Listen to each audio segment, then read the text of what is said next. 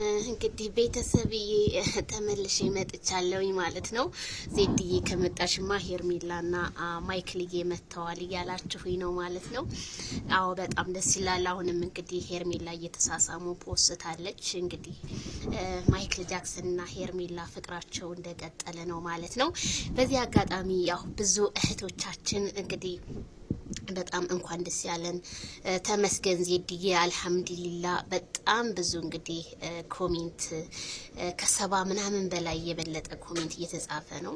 በጣም ነው የማመሰግነው። የኔ መጥፋት አስቸግሯችሁ ተጨንቃችሁ ብዙ ስትሆኑ ለነበራችሁ እህቶቼ በጣም ነው የማመሰግነው። ኮሜንታችሁ እንኳን እያበረታታኝ ነው ማለት ነው እና በጣም አመሰግናለሁ። እንግዲህ ማይክል ጃክሰንና ሄርሜላ ሳም እያደረገ ነው ማይክልዬ።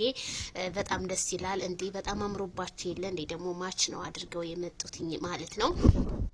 በጣም ደስ ይላል። ሩቲ ግን ናፍቃኛለች። እስካሁን ሩቲን በሚዲያው ላይ እየተላከልኝ አይደለም። ሩቲ ምን ሆና ነው በሰላሟን የጠፋችው? ሩቲ ወይስ አለች እላልችኋለሁ ማለት ነው።